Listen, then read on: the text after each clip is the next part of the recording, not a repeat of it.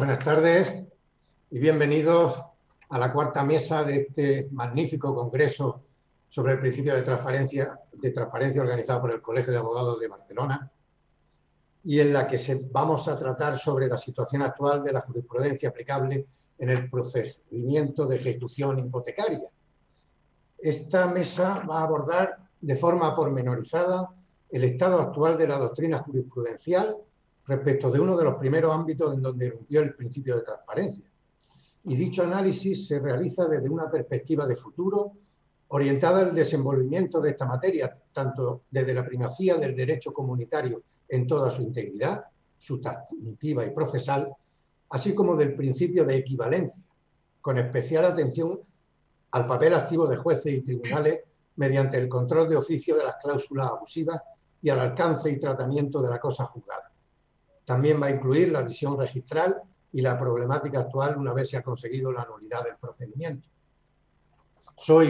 Me presento antes de nada, Leandro Cabrera, decano del Ilustre Colegio de Abogados de Granada, y tengo el privilegio de presentar esta mesa en la que van a intervenir 4 ponentes de absoluto primerísimo nivel. En primer lugar, hará uso de la palabra doña Carolina del Castillo Martínez, magistrada y profesora titular de Derecho Civil en la Universidad de Valencia, que va a hablar sobre la transparencia de la cláusula de IRPH en el contexto del procedimiento de ejecución hipotecaria como mecanismo de control.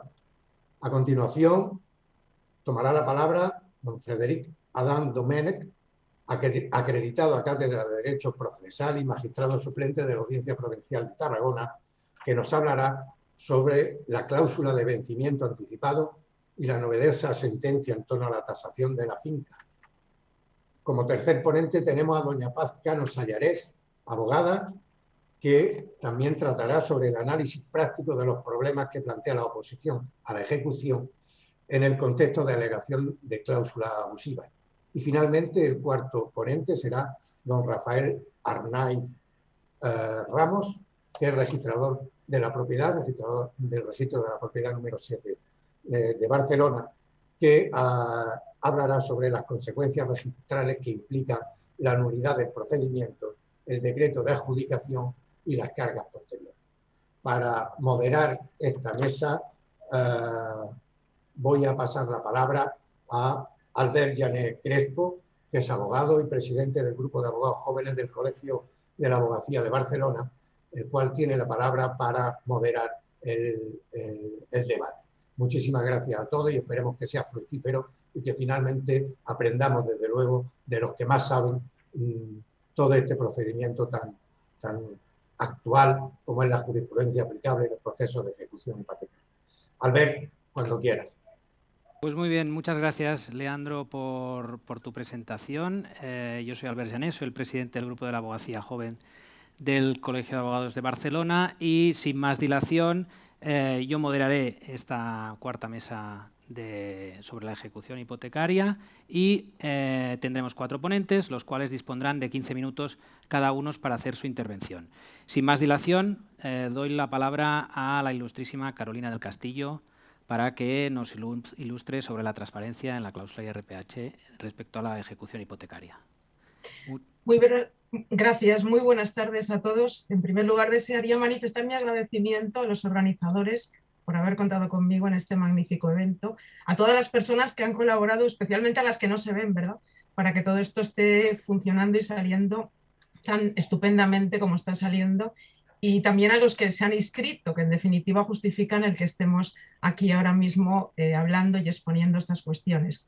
Me voy a referir al principio de transparencia y al IRPH en el contexto que nos ocupa, y puesto que el tiempo no es que sea escaso, es escasísimo, he pensado que lo mejor sería seleccionar una serie de ideas, concretamente 7 puntos fundamentales, desde un punto de vista o de exposición, digamos, más bien deductiva, de consideraciones generales que me llevarán a la última y una conclusión final que me permitirá exponer al menos aquellos aspectos que yo considero de más interés en este punto. Como punto de partida, y sería ya la primera consideración, no hay más necesidad que partir de la Directiva 93/13 de contratos con cláusulas abusivas celebrados con consumidores y también su imprescindible interpretación por la doctrina jurisprudencial del TJUE. En efecto, la directiva, que hay que decir que es de mínimos y que además está articulada esencialmente con fundamento en principios, no configura expresamente el control de transparencia con carácter autónomo e independiente, resultando que el principio que lo contiene ha sido desarrollado por la doctrina jurisprudencial del TJUE mediante la concreción del deber de información que incumbe realmente al predisponente con carácter esencial, al predisponente, en orden a que una cláusula predispuesta resulte clara y comprensible, perfilando de este modo los lindes y contenido de este nuevo principio de transparencia que ha llegado a adquirir naturaleza de categoría jurídica a través de la propia doctrina jurisprudencial del TJUE, a la que antes hacía referencia. En este sentido, el TJUE ha venido interpretando desde una perspectiva amplia el requisito establecido en los artículos 4, 2 y 5 de la directiva, según los cuales las cláusulas contractuales deben redactarse de manera clara y comprensible, pero también es verdad que el tribunal también ha tenido en cuenta que, según el punto 1, letra E del anexo de la directiva, el hecho, y es una expresión muy importante, el hecho de que los consumidores no tuvieran una oportunidad real de familiarizarse con las cláusulas del contrato ya es una indicación de su carácter abusivo. Por otra parte, considera el TJUE que para definir las normas de transparencia, partiendo esencialmente de los artículos 4, 2 y 5 de la directiva, deben considerarse primordialmente los requisitos de información.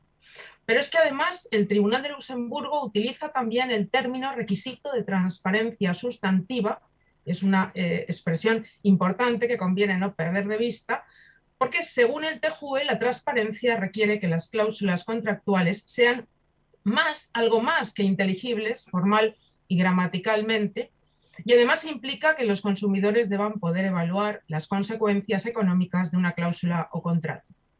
En definitiva, esta evolución experimentada por la doctrina del TJUE ha supuesto un largo recorrido en la, diría que vertebración del principio en relación con conceptos relativos al fundamento de la buena fe, a la determinación de la concurrencia del desequilibrio importante tan conocido, o también a la fijación de la noción de cláusula desproporcionada que, aunque existentes desde el mismo origen de la directiva, han permitido el desarrollo en toda su extensión del principio de transparencia in situ en el ámbito también del principio de buena fe contractual, que impone como consecuencia de su incumplimiento la sanción de abusividad.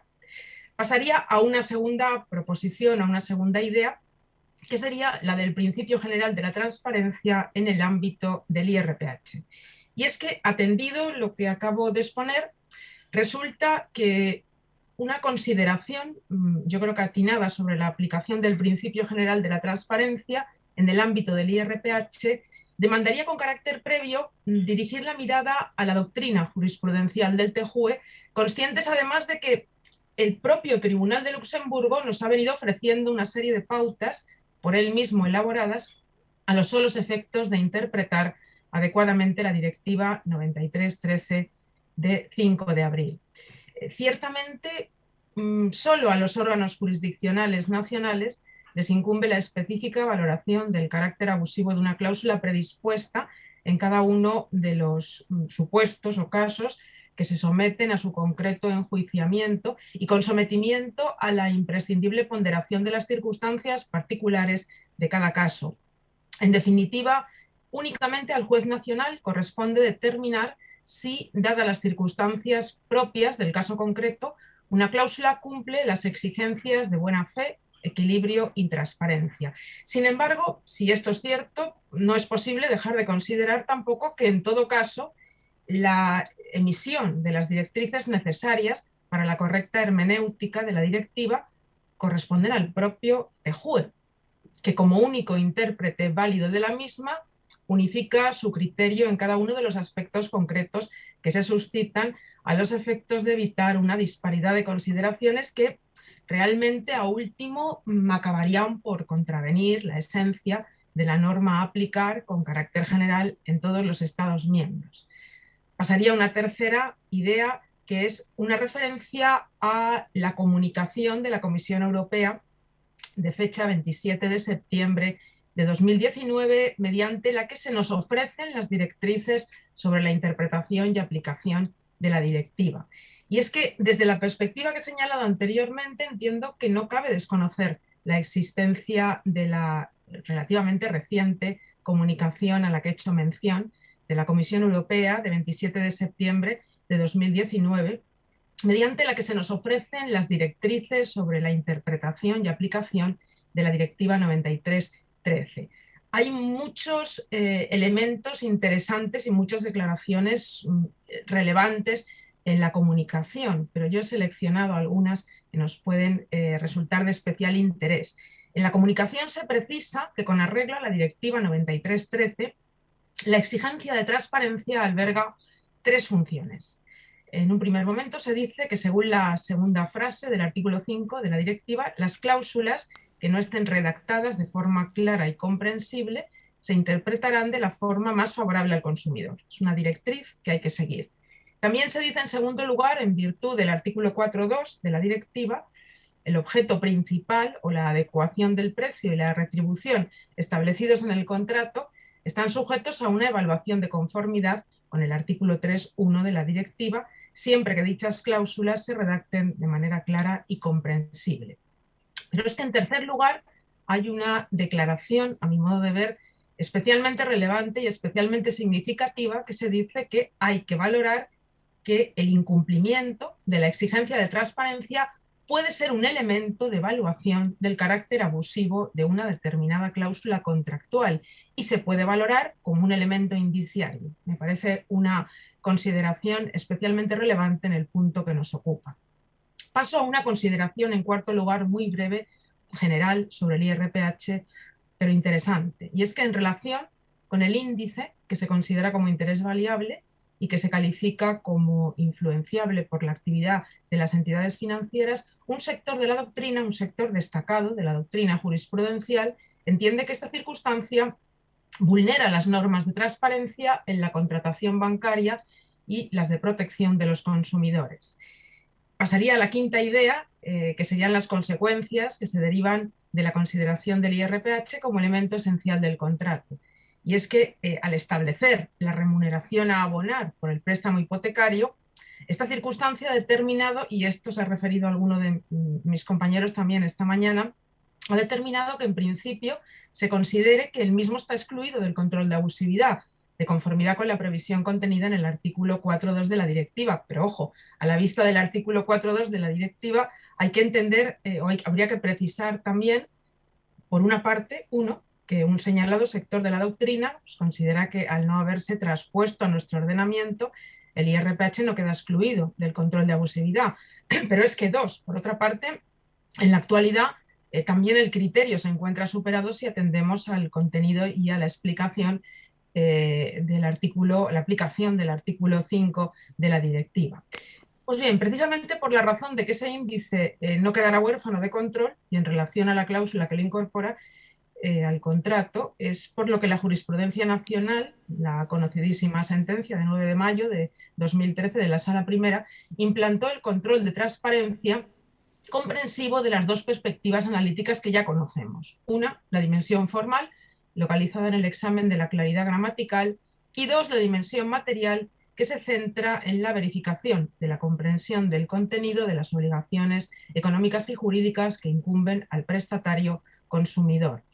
No obstante, este control, como ya sabemos, resultó mitigado por la sentencia de la misma Sala de 14 de diciembre de 2017 al señalar su exclusión por entender que el IRPH es un índice oficial regulado por una disposición de naturaleza legal y administrativa, por lo que su análisis debe excluirse del control judicial, quedando sometido únicamente al control de incorporación, que en definitiva se concreta en que la cláusula esté correctamente redactada, formal y gramaticalmente. Interpretación restrictiva que luego también comentaré y analizaré desde un punto de vista crítico.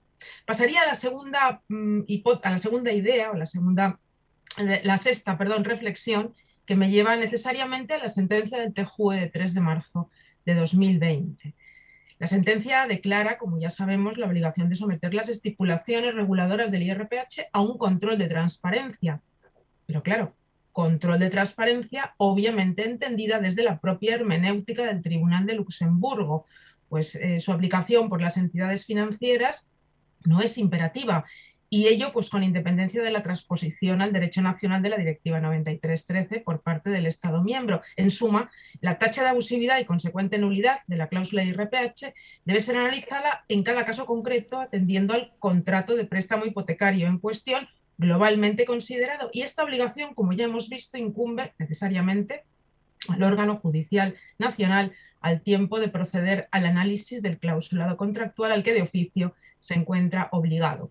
Y la declaración de nulidad de la estipulación en cuestión determina su sustitución, como también sabemos, por otro índice convenido entre las partes si ante la inexistencia de pacto se reemplazará por el Euribor.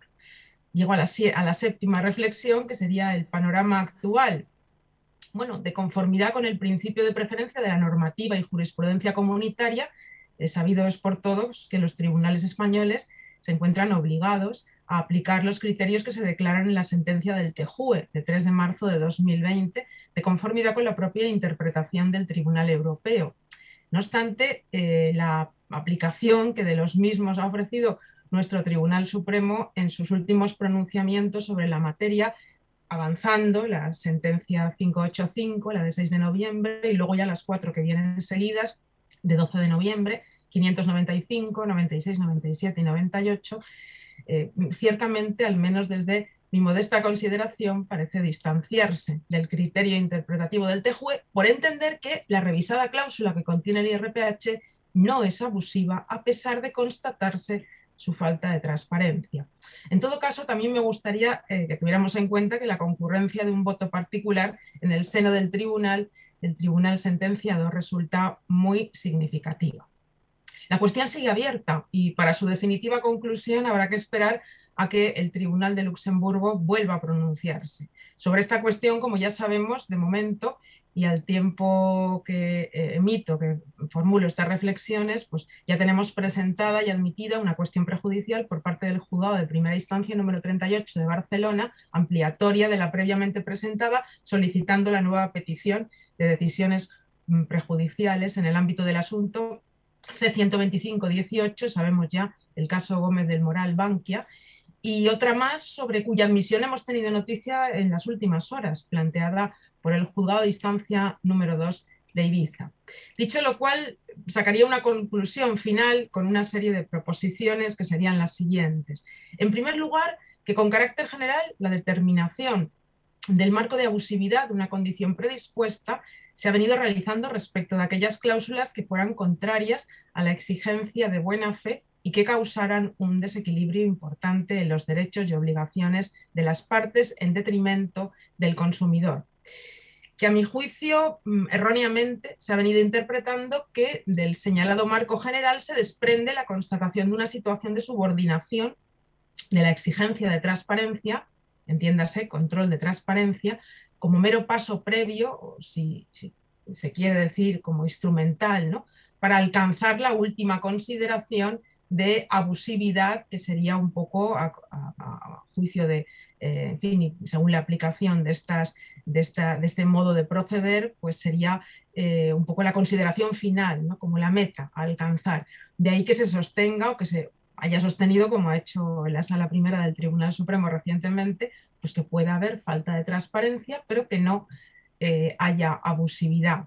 En mi opinión, es una manera de proceder metodológicamente no adecuada, incorrecta, diría yo, ya que de por sí pues lo que entraña es una interpretación restrictiva, lo que decía antes, me remitía a esta reflexión, una interpretación restrictiva del alcance de la exigencia de transparencia y conduce en última instancia a una decisión de cuestionable fundamento. Y es que la formulación del artículo 3.1 de la directiva, a tenor del principio de transparencia de los que emerge, ¿no?, de los artículos 4.2 y 5 de la propia directiva, es una formulación abierta. Permite la consideración de abusividad que no es en sí o solo en sí un control, que es el resultado, que es la sanción, abusividad de todas aquellas cláusulas que contravengan frontalmente el principio nuclear de la buena fe bien desde la perspectiva del incumplimiento del deber esencial de información que incumbe al predisponente supuesto del control de transparencia, o bien desde la perspectiva de la incorporación de una cláusula que desequilibre de forma injustificada los derechos del consumidor, supuesto del control de contenido. Y ello toda vez que ambas vías resultan susceptibles, a mi modo de ver, ¿no?, de producir un quebranto del principio de la buena fe. Y claro, si producen un quebranto del principio de la buena fe, inexorablemente nos tienen que conducir a la sanción de abusividad, que por definición siempre lo es en perjuicio del consumidor, del adherente. De hecho, sin despegarnos de la propia literalidad del artículo 3.1 de la directiva, esa misma conclusión se alcanza si reparamos en que la falta de transparencia comporta la quiebra de un deber especial que sin duda causa un desequilibrio en el derecho de información que le asiste al consumidor en su posición jurídica y económica. En definitiva, entiendo que todas estas consideraciones nos tienen que llevar a la exigencia que también se ponía de relieve esta mañana, de que el legislador tiene que incorporar el principio del que venimos tratando a nuestro ordenamiento, y lo tiene que positivizar precisamente para asegurar su aplicación imprescindible de conformidad con los principios que emanan de la doctrina jurisprudencial del TJUE. Todo lo cual resumiría en una conclusión última. He hecho 7 reflexiones breves pero concretas. He hecho una reflexión final o una consideración final, y una última, que sería que en el ámbito analizado se impone una interpretación extensiva de la exigencia de transparencia que tiene que conducir a comportar una equiparación entre la falta de transparencia y la tacha de abusividad de la estipulación predispuesta, en tanto en cuanto y hasta que nuestro legislador incorpore el principio a nuestro ordenamiento y por lo tanto lo positivice. Por mi parte era lo que quería exponer. No sé si he ido demasiado deprisa mirando a cada momento el minutero, pero he intentado... No, perfecto, Carolina. Lo has clavado en tiempo. Sin más dilación, doy paso al ilustrísimo Federico Adán, que nos tratará sobre la cláusula de vencimiento anticipado y la novedosa sentencia en torno a la tasación de la finca. Muchas gracias, bien, Federico. Muchas gracias. En primer lugar, quería felicitar a Javier Orduña, a Jesús Sánchez y a Cristina Vallejo por la magnífica organización de este congreso y por la importancia del mismo, por los temas que tratamos y por la consolidación del principio de transparencia como principio del derecho. También dar las gracias a todo el personal técnico del colegio que nos ha ayudado a efectos de que podamos realizar nuestra exposición.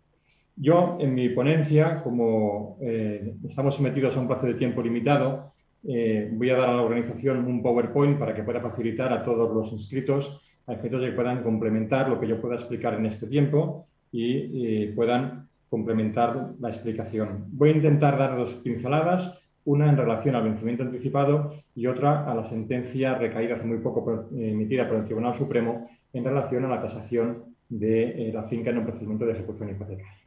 Para ello voy a hacer uso de un PowerPoint. Vamos a compartirlo. Bien, creo que se ve bien. Yo, en este caso, les he puesto 2 primeras diapositivas en una evolución histórica de cómo el Tribunal Supremo ha ido valorando el vencimiento anticipado a lo largo de los años, desde las tesis iniciales en que se permitía un solo pago hasta las tesis finales donde recoge o intenta recoger la resolución del Tribunal Supremo de marzo del 19. Estas 2 diapositivas las tienen en el PowerPoint. Y entrando en materia, yo voy a analizar ya directamente cómo el Tribunal Supremo aplica una cláusula o cuáles serían las consecuencias que para el Tribunal Supremo sería de una cláusula de vencimiento anticipado nula por abusiva en un procedimiento de ejecución hipotecaria. Es decir, una cláusula que no ha sobrepasado los estándares de transparencia, tanto formales como materiales, de los que hemos ido hablando durante toda esta jornada, y por tanto, ¿qué debe hacer un juez ante una cláusula de vencimiento anticipado abusivo? Este estudio lo ha realizado el Tribunal Supremo en su sentencia de 11 de septiembre del 2019. Déjenme que sea especialmente crítico con esta sentencia. Si quieren, luego podemos hacer un debate, pero para mí es una sentencia que supone un gran desacierto jurídico. Pero déjenme diferenciar. En primer lugar, si somos pragmáticos, creo que es una sentencia acertada, porque al final el Tribunal Supremo consiguió lo que quería, que eran dos soluciones. Recuerden que veníamos de un momento histórico en el cual todas las ejecuciones hipotecarias por vencimiento anticipado estaban suspendidas. Era un volumen inmenso de ejecuciones hipotecarias suspendidas y, por tanto, el primero de los problemas que tenía el Tribunal Supremo lo soluciona. Permite incoar una nueva ejecución, por tanto, el levantar la suspensión de las ejecuciones hipotecarias que estaban suspendidas en las audiencias provinciales y nos dice que, en todo caso, a partir de este momento, como veremos después, la norma que debería ser parámetro para determinar la corrección o no del vencimiento anticipado sería la norma 24 de la Ley de Crédito Inmobiliario. Y en segundo lugar, soluciona un problema subsidiario, pero en correlación con el primero. Las entidades acreedoras, como consecuencia de la suspensión de las ejecuciones hipotecarias, buscaron la vía del procedimiento declarativo, la vía del 1124 y 1129, para poder resolver esas ejecuciones hipotecarias. En esas ejecuciones hipotecarias se planteaba el problema de determinar cuándo el vencimiento anticipado era grave, ¿no? Porque se perdía el plazo en base al artículo 1129, pero el 1124 tenía que acreditarse que la deuda era grave y esencial. No había parámetros claros. También, a partir de la sentencia de 11 de septiembre del 2019, también los jueces toman como parámetro para determinar si una norma de vencimiento anticipado en un declarativo es correcta o no, los plazos marcados en el artículo 24 de la Ley de Crédito Inmobiliario. Lo ha reafirmado hace muy poquito el Tribunal Supremo en una sentencia de 2 de febrero de este mismo año, pero ya era una solución que aplicaban los órganos jurisdiccionales hasta ese momento. Por tanto, la sentencia de 11 de septiembre del 19 es acertada de forma pragmática, pero es, como voy a decirles ahora, un desacierto jurídico. Por varios motivos. El resumen fundamental es que, a mi parecer, esta sentencia del Supremo quiebra principios jurídicos y vulnera diferentes instituciones procesales que teníamos asentadas en nuestro ordenamiento jurídico. Y vamos a detallarlas. En primer lugar, esta sentencia, a mi parecer, vulnera la doctrina judicial comunitaria en materia de consumidores. Ha sido una norma esencial del Tribunal de Justicia de la Unión Europea la imposibilidad de integrar las cláusulas nulas. El Tribunal Supremo, en la sentencia del 19, dice que todas aquellas cláusulas de vencimiento anticipado nulas se podrán reintegrar si se cumplen los artículos del artículo 24 de la Ley de Crédito Inmobiliario. Es decir, está reintegrando una cláusula nula. Esa reintegración vulneraría la imposibilidad de reintegrar la cláusula, como tienen aquí en un auto del Tribunal de Justicia Europea, evitaría que se radicasen las cláusulas nulas y eliminaría el efecto disuasorio. Por tanto, vulnera la doctrina judicial comunitaria. En segundo lugar, no solamente vulnera la doctrina judicial, sino que también vulnera la normativa comunitaria. La Directiva 93/13, protectora del consumidor, es una normativa que nos establece que toda la materia del consumidor es una materia de orden público y de carácter imperativo, por tanto, de obligado cumplimiento. El artículo 6.1 de esa directiva nos dice que los Estados miembros establecerán que no vincularán al consumidor las cláusulas abusivas. Y además nos reafirma la doctrina judicial que los Estados deben adoptar las medidas necesarias para alcanzar el resultado de la directiva. El Tribunal Supremo, en la sentencia del 19, realiza totalmente lo contrario. Hace que una cláusula abusiva vincule al consumidor y no erradica ni adopta medidas para asegurar el resultado de la directiva. En tercer lugar, se plantea, o me planteo, que la sentencia del Tribunal Supremo vulnera normas procesales internas. Nos dice que ante la cláusula de vencimiento anticipado, nula se sobreseerá la ejecución hipotecaria para empezar una nueva ejecución si se cumplen los requisitos del artículo 24.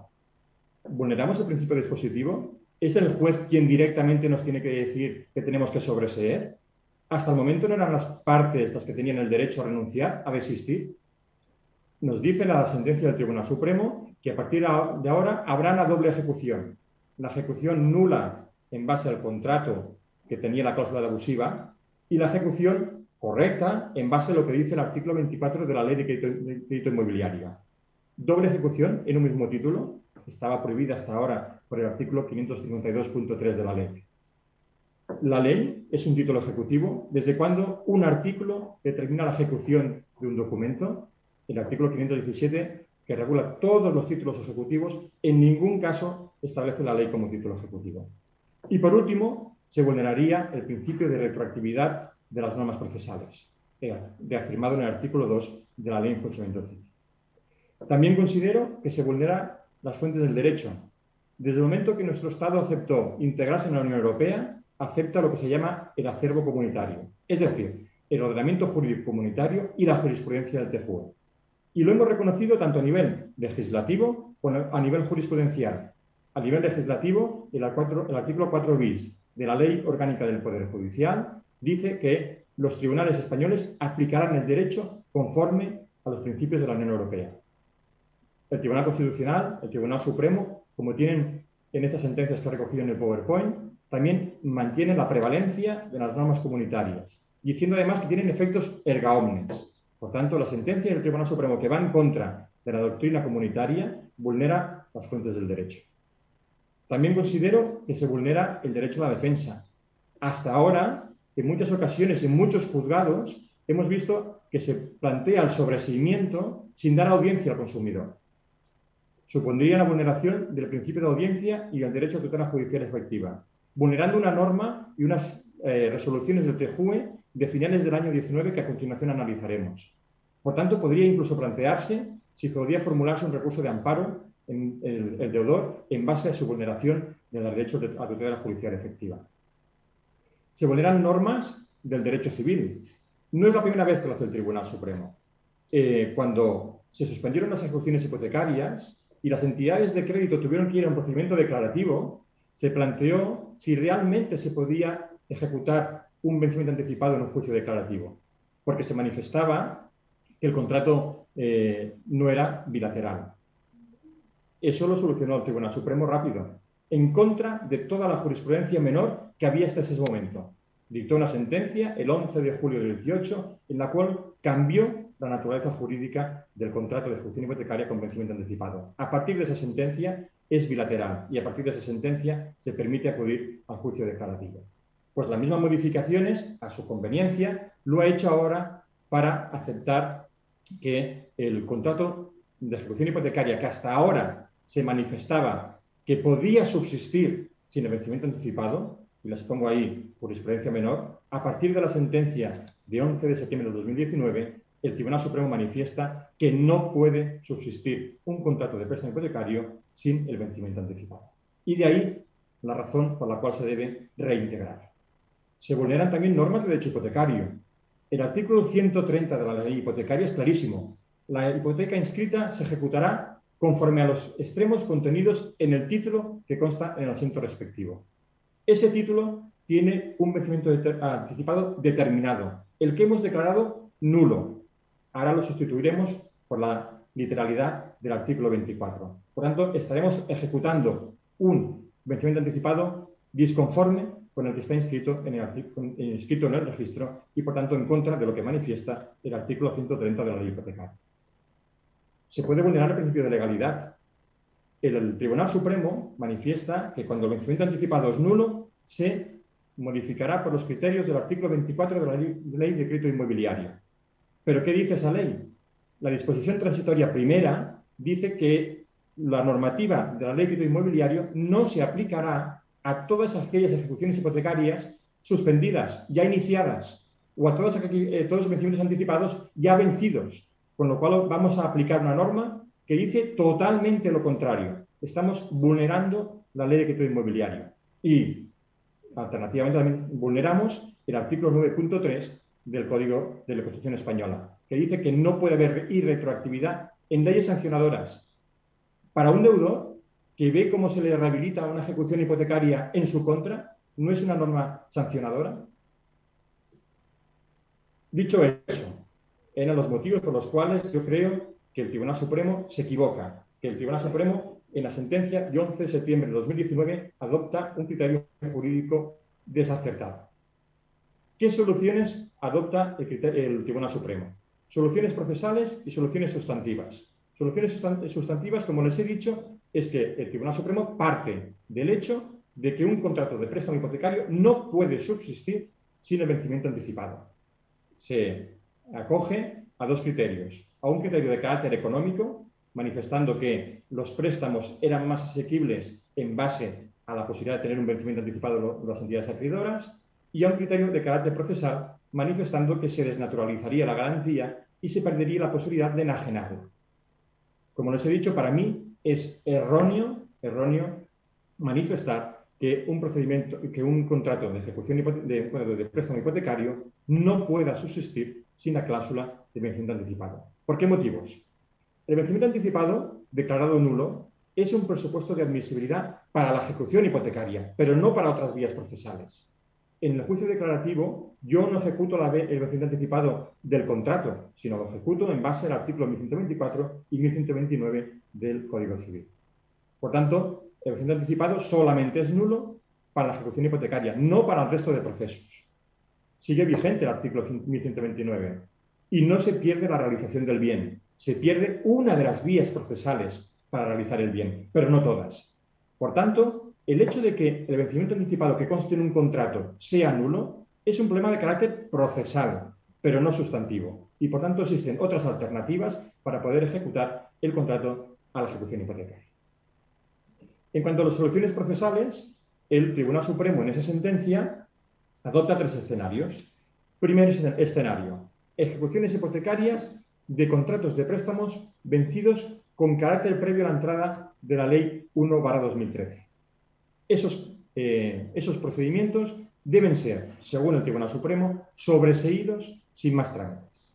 Segundo escenario: procesos en que el vencimiento anticipado es posterior a la vigencia de la Ley 1/2013. ¿Qué sucede en esos casos? Deberá examinarse si los impagos se acomodan al artículo 24 de la Ley de Crédito Inmobiliario. Si no se acomodan, no se acomodan a la proporcionalidad en cuanto a la cuantía y en cuanto al tiempo del contrato. Si no son proporcionales y por tanto son abusivos, se deberán sobreseer y a partir de ahí cumplir lo que dice el artículo 24 de la Ley de Crédito Inmobiliario. Y por último, los procesos posteriores a la Ley 1/2013 y que deberán cumplir los requisitos de la Ley de Crédito Inmobiliario. ¿Cuáles son esos criterios que marca el artículo 24? Si el vencimiento anticipado se da en la primera mitad de la hipoteca, se deben de dejar de pagar 12 cuotas. Si el vencimiento anticipado se da en la segunda mitad de la hipoteca, el impago debe consistir como mínimo en 15 cuotas. Todas estas soluciones que da el Tribunal Supremo en su sentencia, ¿cómo se traducen en la práctica judicial? Les he puesto ahí diferentes interrogantes. Voy a entrar solamente en dos, por el tiempo que tengo para poder hacer mi exposición. Tienen en el PowerPoint cuál es el momento para analizar si se cumplen los requisitos del artículo 24, si se debe pedir algún requisito más que esos presupuestos, si se tiene que condenar en costas y a quién una vez se dicta el auto de sobreseimiento, cuál es el límite temporal para la práctica del sobreseimiento, cómo influye el sobreseimiento con la entrega de la vivienda en función de si ya hay adjudicación o no hay adjudicación y si hay entrega de la posesión o no hay entrega de la posesión, si son aplicables también a los préstamos personales los criterios del artículo 24, cómo influye la posibilidad de instaurar una ejecución nueva una vez ya hay un procedimiento concursal que prohíbe la incoación de nuevas ejecuciones. Y ahí, en las dos últimas preguntas, son las que voy a entrar. Federico, ¿Cómo se modifica? Federico, disponemos solo de 2 minutos más, ¿eh? Muy bien. Pues ¿cómo se modifica el control de oficio del juez? Hasta ahora, como les decía, la ejecución era en base a una cláusula del contrato. A partir de ahora, el control del juez es por el cumplimiento de una norma legal. Por tanto, el juez tendrá que realizar un control de los presupuestos procesales y de la regularidad formal del título. Es decir, se aplicará el artículo 551 y no el 552. ¿Eso qué motiva? Que variará los motivos de posesión del deudor. Anteriormente, todos o la mayoría de deudores alegaban la abusividad de la cláusula contractual en base al artículo 695.1.4, porque alegaban la abusividad de la cláusula del contrato. A partir de ahora, como se tiene que impugnar lo que se establece en el artículo 24 de la Ley de Crédito Inmobiliario, los motivos de oposición serán el incumplimiento de los requisitos legales del artículo 559 y la vulneración de las normas legales de la ejecución, artículo 562. Y por último, ¿es necesario dar audiencia al deudor antes de dictar sobreseimiento? El Tribunal Supremo preveía dictar sobreseimiento sin dar audiencia. Esta tesis mantenida por el Tribunal Supremo va en contra, una vez más, de la doctrina judicial comunitaria. El TJUE dictó una sentencia importantísima el día 3 de octubre del 19, en el cual manifiesta que ante el sobreseimiento, entre la suspensión de la ejecución hipotecaria, el consumidor tiene dos derechos. Primero, derecho a ser informado y consultado. Y segundo, derecho a poder oponerse. Es decir, dice el Tribunal Comunitario que el juez no puede decidir por el deudor. Y por tanto, una vez se solicita el sobreseimiento, deberá darse audiencia al deudor para que se pronuncie sobre ese punto. Esa tesis del Tribunal Comunitario ha sido reforzada por la comunicación de la Comisión que ha efectuado para interpretar la directiva, en la cual dice que siempre se tiene que respetar la preferencia de los consumidores. Por tanto, si no se hiciese esa audiencia, si no se concediese esa audiencia, el deudor podría alegar nulidad de actuaciones, podría alegar infracciones legales en el concurso de la ejecución.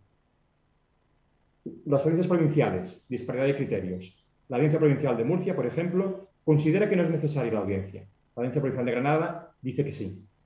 Ya hay resoluciones de diferentes juzgados que exigen la audiencia al deudor. Por ejemplo, les he puesto dos sentencias. El juez de primera instancia número 38 de Barcelona y el juez de primera instancia número 4 de Pamplona. Y ahora sí, para acabar. En cuanto a gastos hipotecarios, solamente decirles la novedad de la sentencia recaída el 27 de enero del 21.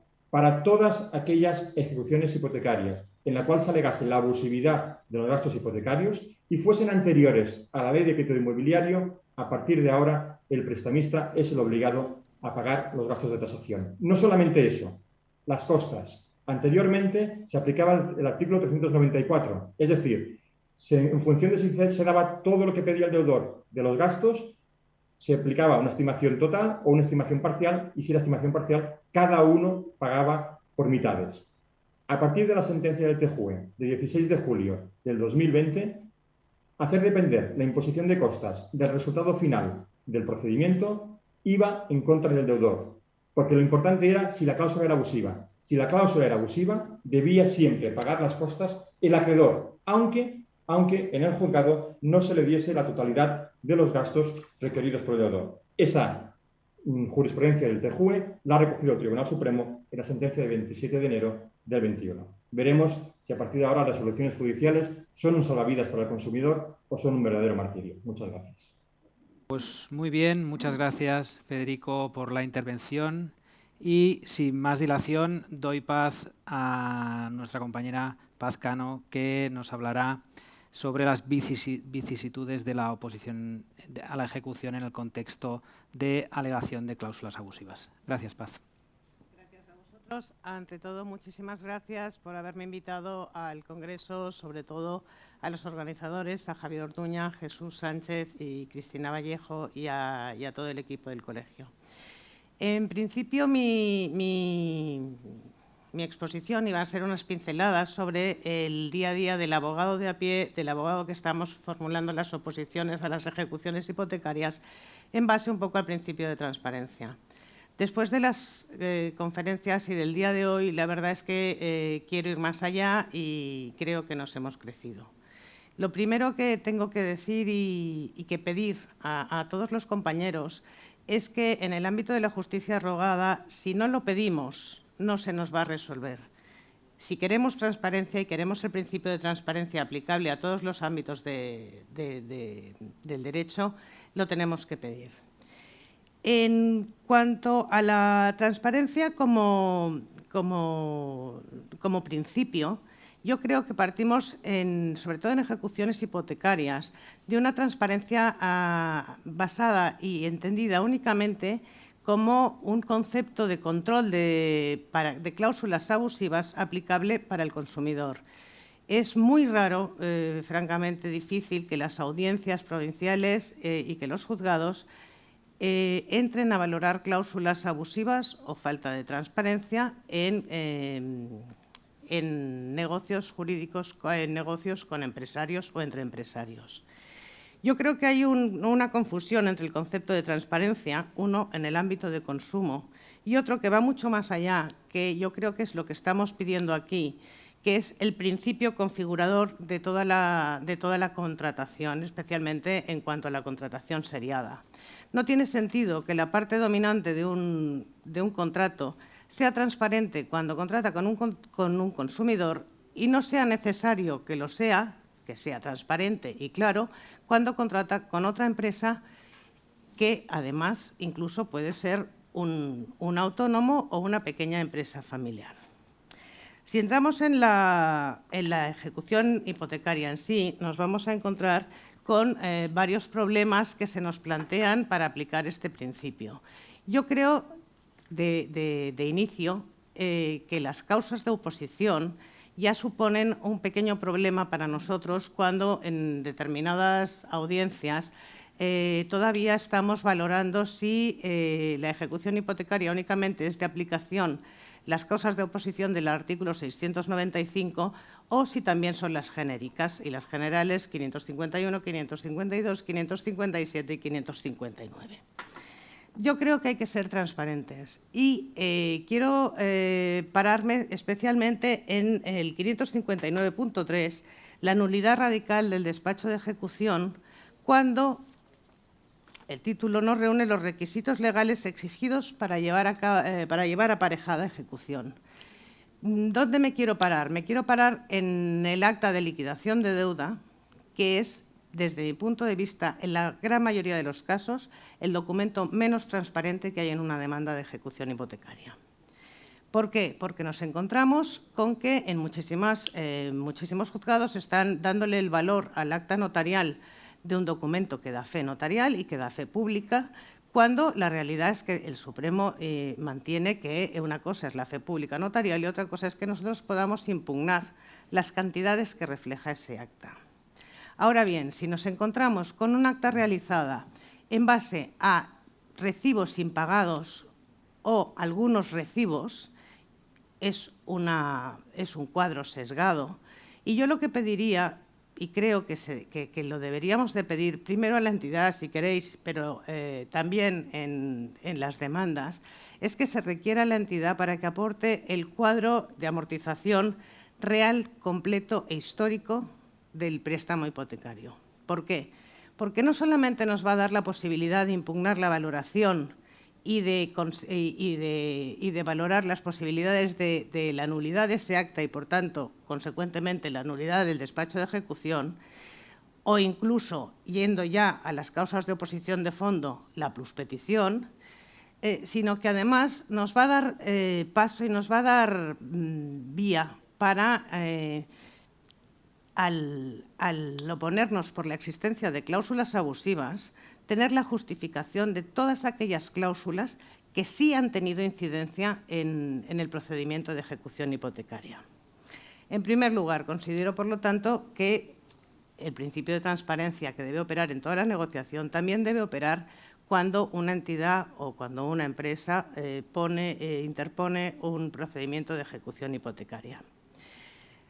Más allá, si luego vamos ya a las causas de oposición, veo que vamos a encontrarnos con algunos problemas que el propio artículo 695, que yo considero más limitativo incluso que los 557 y 559, nos supone. ¿Vale? Si la transparencia debe regir la contratación, cualquier cláusula no transparente, desde mi punto de vista, tiene que ser declarada nula. Entonces, ¿qué límites se nos pone en ejecución hipotecaria? ¿Qué implica que las cláusulas abusivas que podemos alegar tengan que tener incidencia en la ejecución? ¿Que supongan parte de la cantidad que se reclama? Si nosotros tuviéramos un cuadro de amortización histórico y completo del préstamo, veríamos que las cláusulas, casi todas, o por lo menos en su mayoría, han tenido incidencia en la cantidad que se nos reclama. Es básico, desde mi punto de vista, mirar si en un contrato, y en la práctica mayoría está, existe el anatocismo. El anatocismo es la capitalización de intereses. Ese préstamo que haya devengado unos intereses de demora, unas comisiones por posiciones deudoras, unos gastos o cualquier tipo de comisiones que no quedan claramente expuestas en ese acta que se nos ha presentado, son cantidades que si se han acumulado y que si se han capitalizado forman parte de la deuda que se nos está reclamando. Con lo cual yo considero que no solamente sirve o vale oponerse a las cláusulas que realmente inciden en el precio del contrato o en la deuda que se nos reclama en ese momento. En cuanto a este tema, pues yo entiendo que vale la pena intentarlo, y luego os diré el por qué vale la pena intentar, que incluyamos en las causas de oposición cualquier tipo de cláusula de incidencia económica, cláusula de gastos, cláusula de comisiones de apertura, la imputación de pagos, cualquier cláusula que realmente tenga un contenido económico, siempre y cuando podamos dar un mínimo de prueba de que ha tenido incidencia en la ejecución, de que realmente esas cantidades han sido capitalizadas y están siendo financiadas. Otro de los problemas que se nos plantea en las ejecuciones hipotecarias es que cuando se declara la nulidad de las cláusulas, de determinadas cláusulas, hay bastante reticencia a declarar el sobreseimiento del procedimiento y se nos aboca o incluso se pretende la continuación del mismo en base al recálculo de las cantidades que se hayan podido determinar como afectación de la nulidad de esa cláusula. Ahora bien, nos encontramos también que hay muchísima jurisprudencia que cuando, por ejemplo, está recalculando una cláusula suelo, está recalculando esa cláusula únicamente en cuanto a las cuotas que se están reclamando.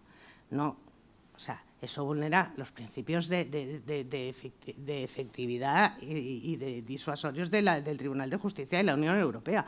Si una cláusula es nula durante la totalidad del contrato. No tiene ningún sentido que únicamente se recalcule o se nos descuente de la deuda del cliente la cantidad correspondiente a esa cláusula en las cuotas impagadas.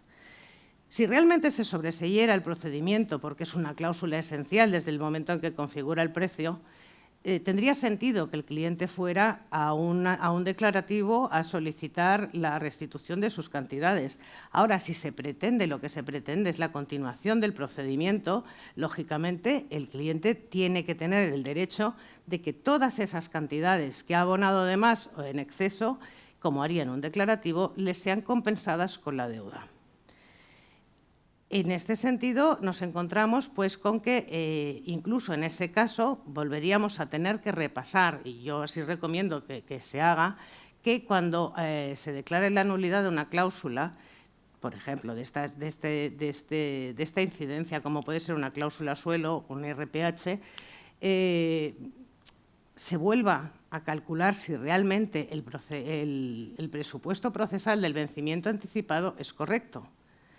Nos podemos encontrar con que una entidad haya interpuesto una demanda de ejecución hipotecaria justo a los 2 meses porque está cumpliendo la ley de créditos inmobiliarios y los parámetros dados, y resulta que en el momento en que se declara nula una cláusula y se tiene que recalcular todo ese préstamo y toda esa deuda, perdón, ese presupuesto procesal no exista, con lo cual yo considero que se tendría que sobreseer el procedimiento.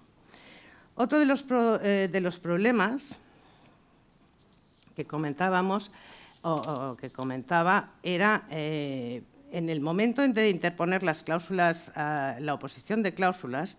Ya os he comentado que yo personalmente las solicitaría todas, los procesales y las formales. En las formales, las de fondo, perdón, en las de fondo incluiría pues, el vencimiento anticipado, que automáticamente de ser declarada nula y no cumplir los requisitos que estipula la jurisprudencia, pues pasaría a ser para mí un presupuesto de inadmisión, y con lo cual entiendo que debería sobreseerse la ejecución. La cláusula suelo, el IRPH, Es una cláusula controvertida. Tener en cuenta que todas las cláusulas que puedan ser controvertidas desde el punto de vista del abogado de a pie, del abogado de sala, las tenemos que seguir invocando, porque nos podemos encontrar en cualquier momento un cambio de criterio, un cambio de posición. Se ha hablado del vencimiento, se ha hablado del IRPH, no se ha hablado, creo, del diferencial que se aplica sobre ese IRPH, que desde mi punto de vista es un sobrecoste que vulnera la normativa bancaria y que deberíamos invocar y que está afectando a la totalidad del préstamo, porque realmente es configuradora del precio. Y luego, como las cláusulas esenciales, no esenciales, que ya os comentaba, que también las aplicaría evidentemente, las de gastos, la de intereses de demora y, sobre todo, pues constatar que en el préstamo se contempla la cláusula de anatocismo, que es la que en el fondo nos permitirá invocar todas aquellas que tengan un componente económico. No es fácil, no se está admitiendo, la verdad, no se está admitiendo, pero yo creo que somos nosotros como abogados de a pie los que tenemos que formular y tenemos que darle cuerpo y forma a lo que es el principio de transparencia, el principio de abusividad. Yo creo que ese principio, ahora ya fuera del ámbito de consumo, también es aplicable a todo tipo de ejecuciones hipotecarias de empresarios. Pues ese principio de transparencia no es ni más ni menos que el reflejo de una contratación bajo los principios de buena fe y justo equilibrio. Si realmente la contratación entre empresarios no cumple esos principios, yo considero que las cláusulas igualmente deberían ser declaradas nulas. Con lo cual, yo animo a todos los compañeros a que sus ejecuciones hipotecarias, sus oposiciones, abarquen el máximo posible de cláusulas, el máximo posible de motivos y que entre todos intentemos configurar pues, lo que es los principios de transparencia que deberían regir en todas las operaciones jurídicas. Y nada más. Pues muy bien, muchas gracias, Paz, por esta visión más práctica de lo que sería la oposición de la ejecución hipotecaria. Y doy paso a Rafael Arnaiz, que nos hablará o tratará de las consecuencias registrales que implica la nulidad del procedimiento. Muchas gracias.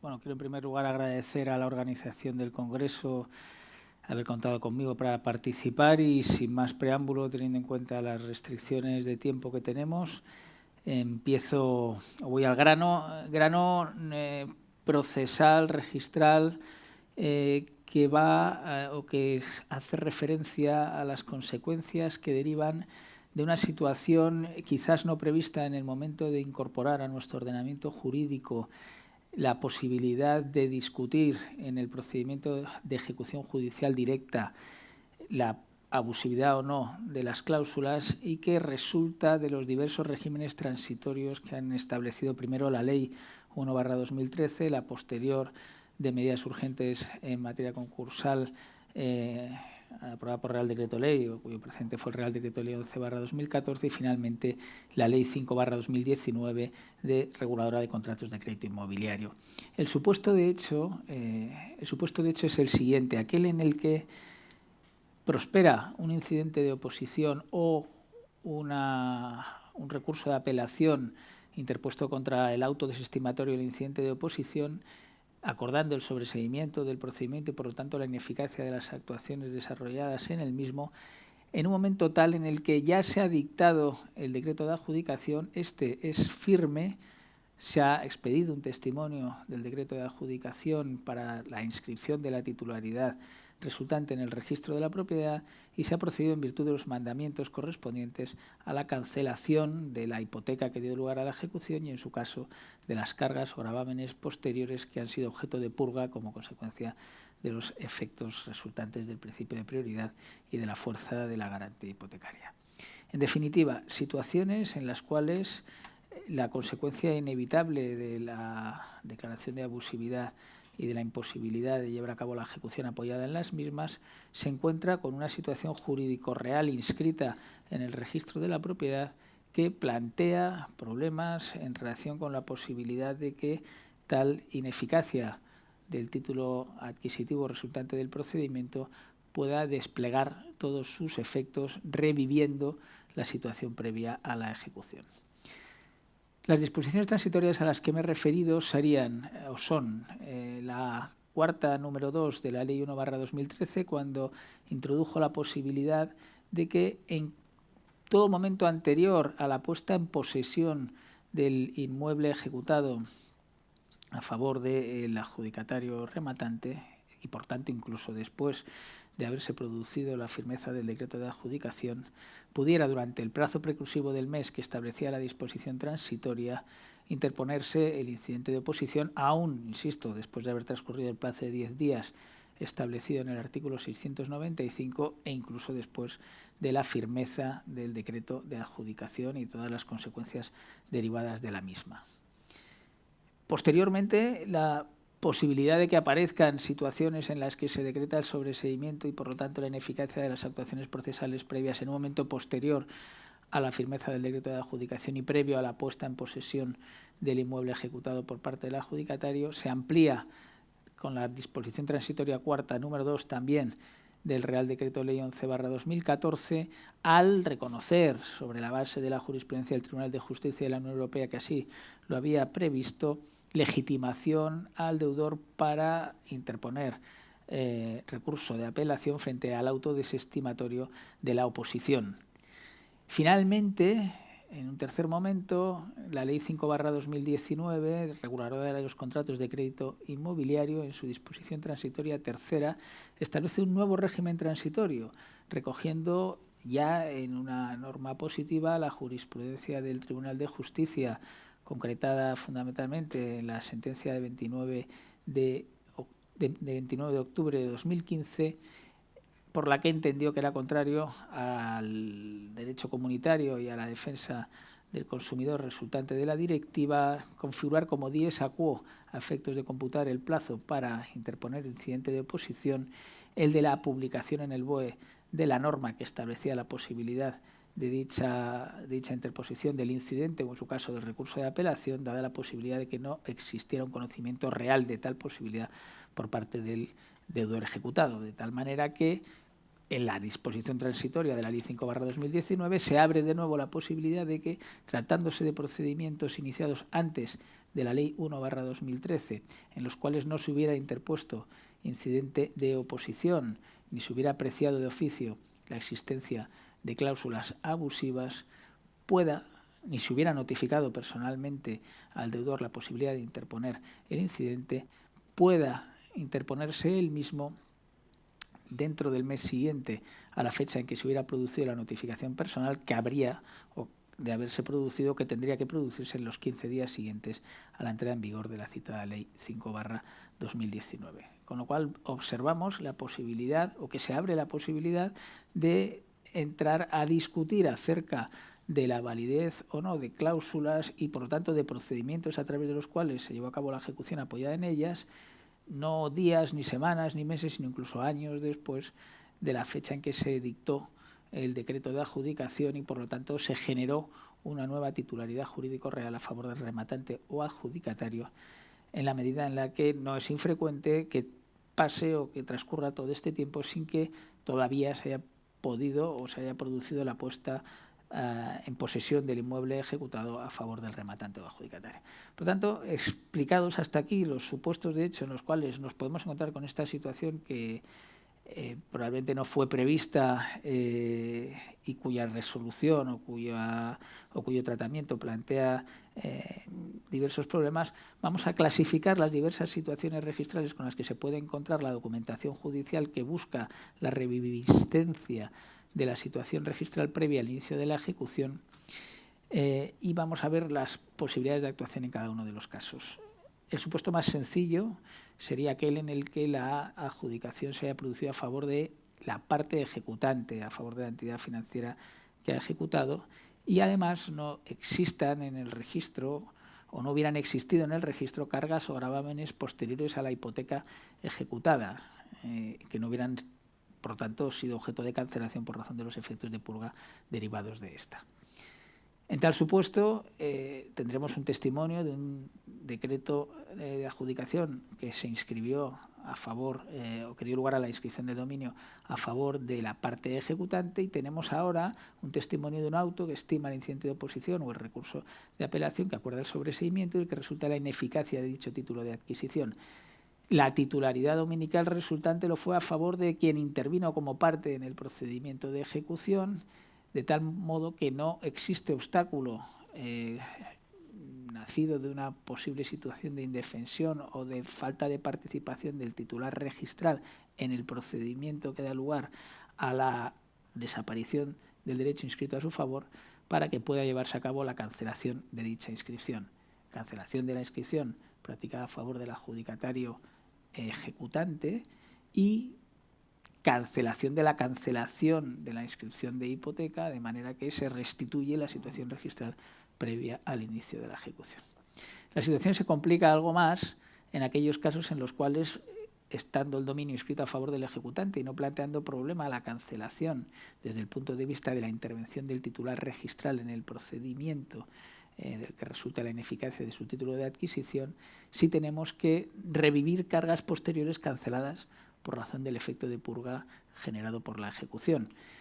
Problemas que pueden afectar fundamentalmente a las anotaciones preventivas de embargo que hubieran sido extendidas con posterioridad a la hipoteca ejecutada, que se cancelaron como consecuencia de su ejecución y que ahora han de revivir, y que se refieren, problemas, insisto, al criterio a aplicar en relación con el cómputo del plazo restante.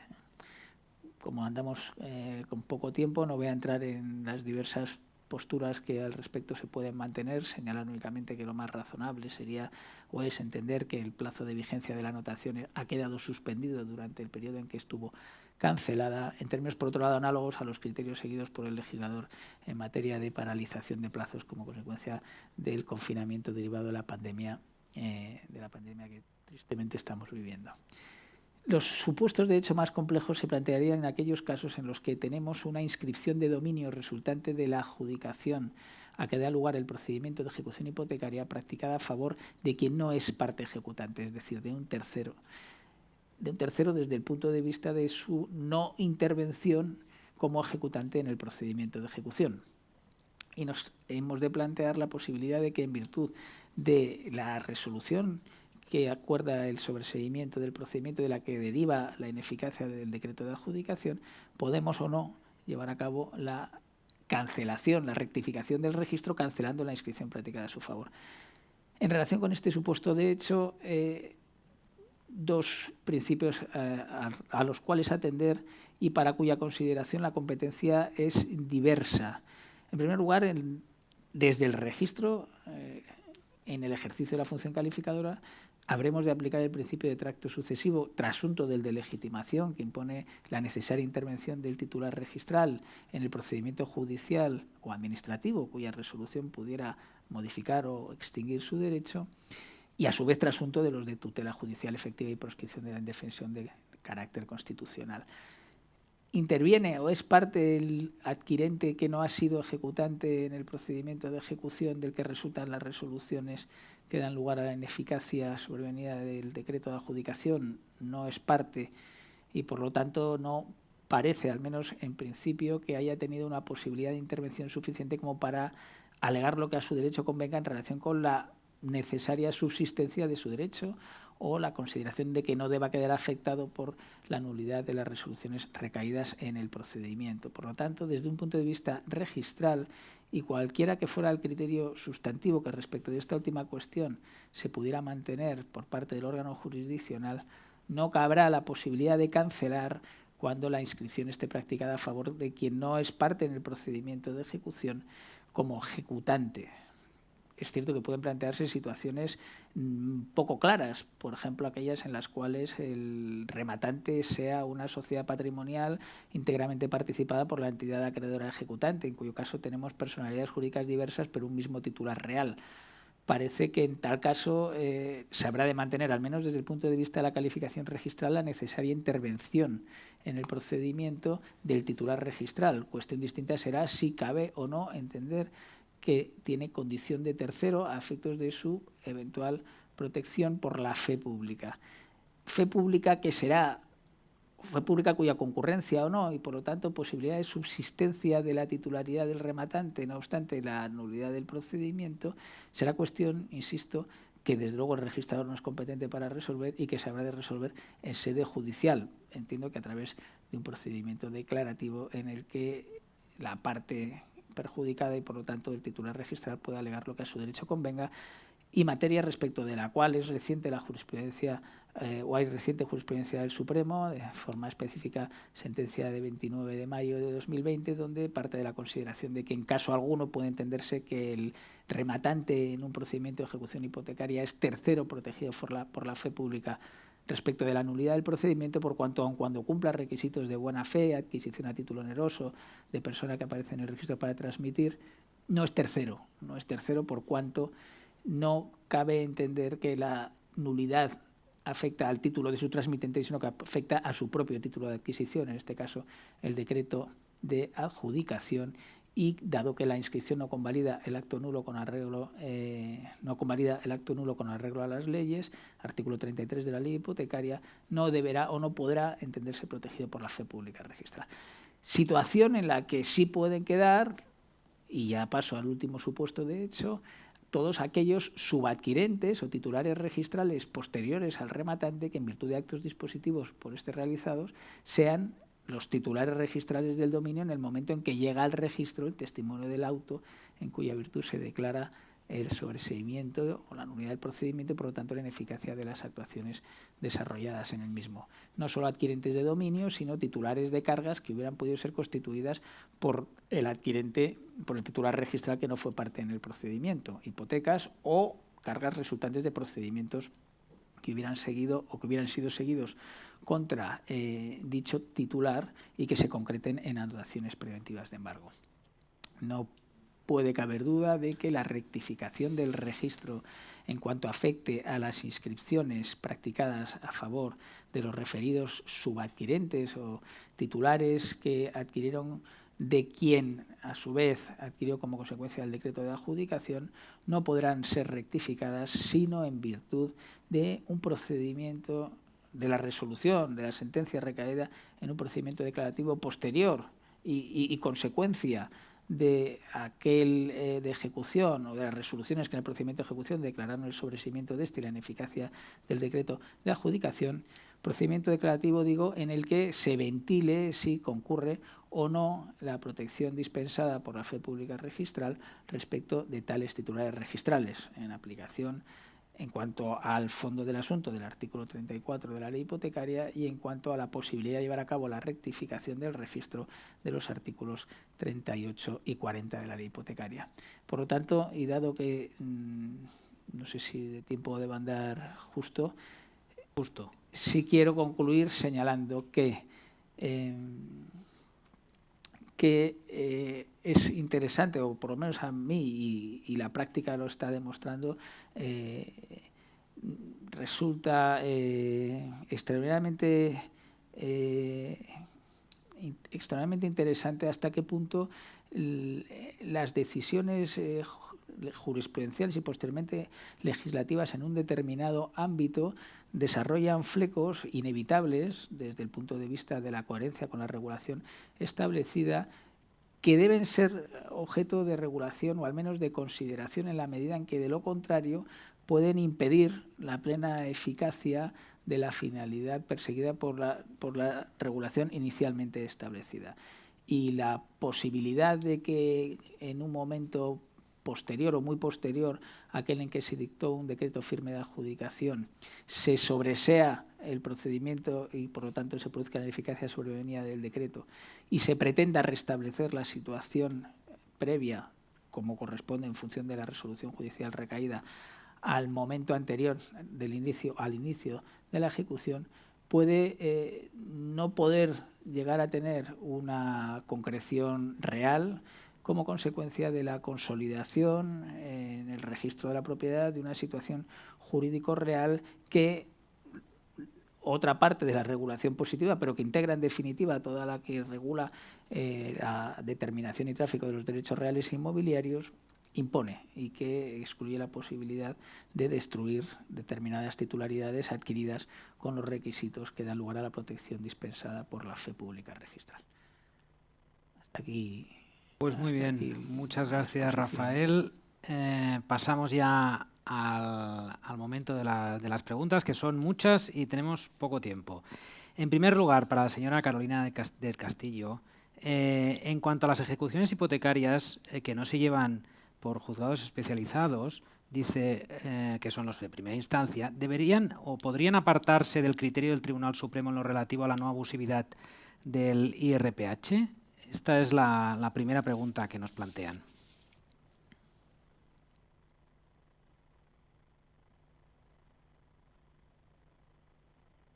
No te oímos, Carolina, ¿eh?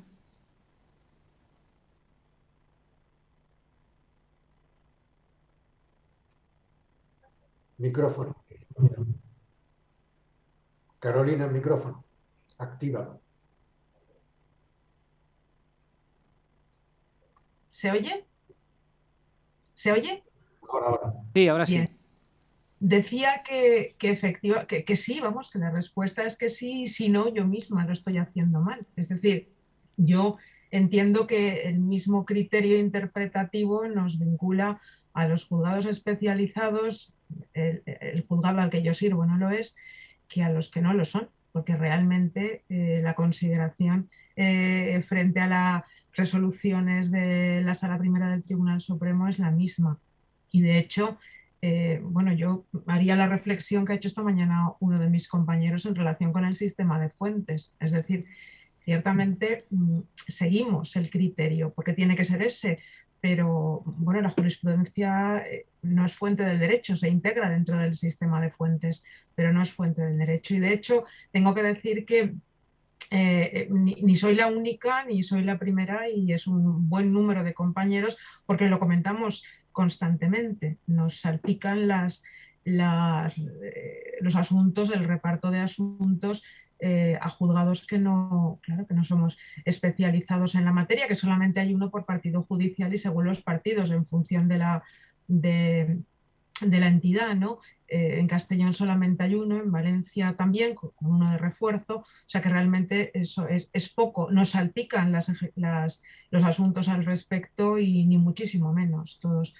seguimos la cuestión de digamos, una ortodoxia a la hora de aplicar la interpretación de las resoluciones del TJUE, o sea, perdón, del Tribunal Supremo. Yo creo que la respuesta evidentemente es que sí, pero sí que me gustaría también precisar que esa interpretación, que puede entenderse diferente, que puede entenderse distinta, y que yo creo que la seguiremos practicando porque, en fin, tenemos el argumento esencial. No es una rebeldía injustificada, ni siquiera en lo primero, ni siquiera en el sustantivo, ¿no? Es que es la doctrina jurisprudencial del TJUE la que nos vincula.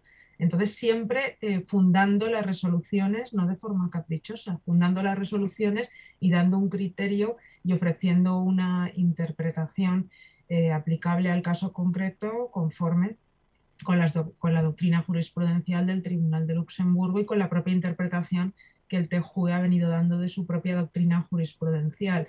Es decir, que todo de manera fundada y razonada, como tienen que ser las resoluciones. Y sí que me gustaría decir, en último lugar, que por poner de manifiesto, ¿no? Yo he estado escuchando a todos los compañeros con mucha atención, y en este momento me quería referir a Paz, a la compañera letrada que ha estado hablando de poco también el martirio que supone, como ya anunciaba Federico, ¿no? Que puede suponer para el letrado de a pie, como ya decía, la diversidad de criterios judiciales, ¿no? Ya no digo jurisprudenciales, ya hablo en los juzgados de instancia. No crean que el martirio para el juzgador es más pequeño, Es decir, en muchísimas ocasiones, y organizamos a veces foros y círculos de comentarios entre los compañeros, porque aparte de la ingente entrada de asuntos que se está aumentando en este momento por razones que todos conocemos, estamos triplicando casi el ingreso en los juzgados de distancia, por lo menos en el partido en el que yo trabajo, respecto del año pasado. Esa doctrina cambiante, esa necesidad de estar estudiando permanentemente, esa necesidad de consultar también y de plantearte muy minuciosamente y con mucho sentido de la prudencia la decisión que vas a aplicar, genera también un desgaste enorme a la vista de la cantidad de material que tenemos para tener que asimilar, que es contradictorio. Es decir, para el juzgador de instancia, también para los demás, ¿no? Pero hablo en la condición que más me afecta a mí directamente, realmente es muy, muy, muy sacrificado y muy martirizante también el tener que tomar una decisión cuando uno observa pues, esa disparidad de criterios que han puesto de relieve los compañeros a otros operadores jurídicos desde sus respectivos puntos de vista. Pues muy bien, muchas gracias, Carolina. En segundo lugar, para Paz, nos dicen, cuando la ejecución hipotecaria se realiza sobre la vivienda habitual, ¿hay algún matiz o singularidad al respecto de cuando se trata de una segunda residencia o vacacional? Sí, yo entiendo que sí. O sea, básicamente nos referiremos y aplicaremos, intentaremos aplicar la normativa que se aprobó con la Ley 1/2013 sobre ejecuciones hipotecarias de personas vulnerables y, en especial, pues cuando se refieren a la vivienda habitual. Yo creo que además en este sentido también ahí sí que creo que los juzgados son bastante más sensibles. Aquí en Cataluña además tenemos ciertas normativas especiales luego sobre el tema de lanzamientos y sobre el tema de puestas a disposición de las viviendas. Pero yo creo que además hay también determinados aspectos de la normativa que conviene que recordemos, como son en cuanto a las costas, la reducción que queda impuesta por la ley al 5% del valor de la ejecución. Y luego también una de las cosas que, sobre todo cuando presentamos las oposiciones de forma tardía o extemporánea, acogiéndonos a la necesidad de que el juzgado, en el momento en que tiene conocimiento del derecho y del hecho de la existencia de una cláusula abusiva en cualquier momento del procedimiento, la puede estimar. Tenemos que tener en cuenta también la limitación cuando, una vez adjudicado la finca, porque nos puede pasar pues lo que comentaba Rafa, que nosotros consigamos una nulidad de un procedimiento cuando las cosas ya están muy, muy avanzadas. Pero en cualquier caso también cabe recordar como causa de oposición, o por lo menos para intentar paralizarla un poco, que existe la posibilidad de que las entidades adjudicatarias se vendan el inmueble que ha sido vivienda habitual en 5 o en 10 años después de esa adjudicación. Si existe una plusvalía, evidentemente esa plusvalía tiene que actuar en beneficio, en el porcentaje que establece la ley, en beneficio de la reducción de la deuda que todavía le puede quedar al prestatario o al ejecutado en este caso. Muy bien, muchas gracias, Paz.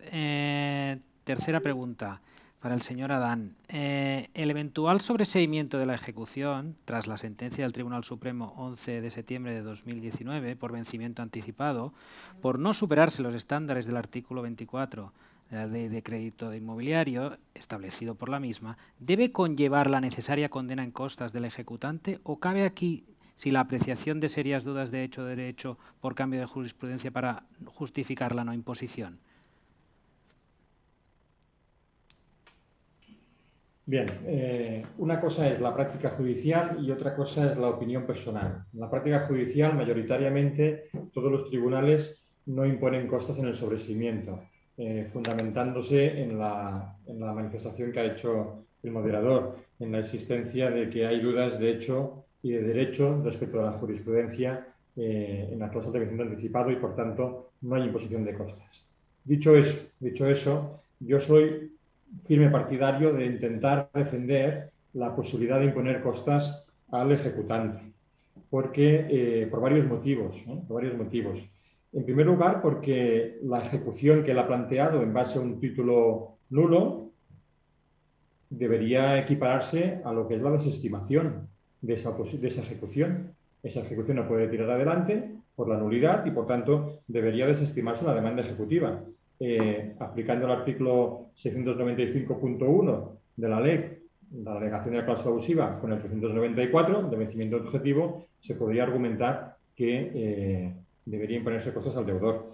En segundo lugar, porque el ejecutante está intentando despachar ejecución contraviniendo las normas generales de la ejecución, porque pretende despachar ejecución en base a un título ejecutivo que no es válido, y ya hay sentencias del Tribunal Supremo que se han referido a no este punto concreto de vencimiento anticipado, pero sí imponiendo costas al ejecutante en base a la ejecución con títulos no válidos. Por ejemplo, la sentencia de 20 de abril del 2007.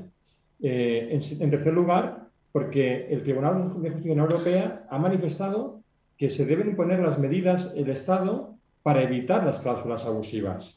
Bueno, pues una consecuencia perjudicial de una cláusula abusiva sería la imposición de costas. Además, el Tribunal Supremo ha dicho reiteradamente que una de las consecuencias de la nulidad es retornar a la situación de hecho o de derecho anterior a la nulidad. Si además al deudor se le van a imponer costas, pues no estamos volviendo a la situación anterior de hecho o de derecho. En cuarto lugar, porque creo que sería un efecto disuasorio. El hecho de que se impusiesen costas al ejecutante sería un efecto disuasorio que nos proclama, que nos reclama y que nos exige el TJUE en su doctrina judicial. Y por tanto, como les he dicho, si bien la práctica judicial en la mayoría de ocasiones no impone costas en base a las dudas de hecho o de derecho, yo les he expuesto 4 argumentos en base a los cuales yo creo que se podría defender la imposición de costas del ejecutante. Pues muy bien, muchas gracias, señor Adán. Para el señor Rafael Arnaiz nos preguntan, ¿qué pasa si ya se posee por el adjudicado no ejecutante? ¿Qué pasa si ya se posee? Si ya se ha puesto en posesión, es decir, si el procedimiento de ejecución ha finalizado, ya ha culminado con la puesta en posesión del inmueble a favor del rematante o del ejecutante, ya queda excluida la posibilidad de interponer el incidente en la medida en la que la fecha o el final del plazo dentro del cual se puede llevar a cabo la interposición, por entender que no ha culminado el procedimiento de ejecución. No obstante, existir ya un decreto de adjudicación firme, es el de la puesta en posesión del inmueble a favor del rematante o adjudicatario. Por lo tanto, a partir de ese momento, yo entiendo, y está aquí Paz a mi lado y en fin, gente con más conocimientos procesales que yo de sobra, que ya no podrá, de conformidad con las disposiciones transitorias referidas, interponerse el procedimiento, el incidente de oposición, que resultaría extemporáneo. Pues muy bien, muchas gracias, Rafael. Y finalmente, la última para Paz. En los casos en los que el valor a efectos de subasta pactado en la escritura es muy alto, si la entidad acreedora, en lugar de iniciar la ejecución hipotecaria, opta por un declarativo y posterior ejecución, ¿podemos hacer valer el valor a efectos de subasta pactado en la escritura o podrá la entidad solicitar una tasación judicial? Yo entiendo que podemos pedir el valor a efectos de tasación. O sea, además, cuando lo que se interpone son procedimientos ordinarios, también personalmente intento y recomiendo que se equipare al máximo los beneficios que para el ejecutado da la normativa procesal de ejecuciones hipotecarias, en el sentido pues de no solo de valor, sino que de otros derechos que puedan protegerle, como hemos hablado de las costas, como hemos hablado de la declaración de cláusulas, de la protección del deudor ejecutado vulnerable. O sea, yo en principio solicitaría, evidentemente solicitar siempre lo que sea más favorable para nuestro cliente. Al derecho de pedir está el de no dar, ¿no? Pero en principio yo intentaría pues en base incluso a los actos propios y al momento en que se constituyó, y en cualquier caso, si consideramos que se está vulnerando los derechos que tendría en una determinada ejecución hipotecaria, pues ponerlo en conocimiento del juzgado y solicitar que se tenga como un fraude procesal. Pues muy bien, muchas gracias, Paz. Siendo ya las 7 en punto, doy por finalizada esta cuarta mesa del Congreso de Transparencia. Creo que los ponentes han sido un verdadero lujo y les agradezco su presencia, y creo que hemos conseguido dar un poco de luz, ¿no?, a la ejecución hipotecaria. Muchas gracias a todos. Muchas gracias. Muchas gracias a todos.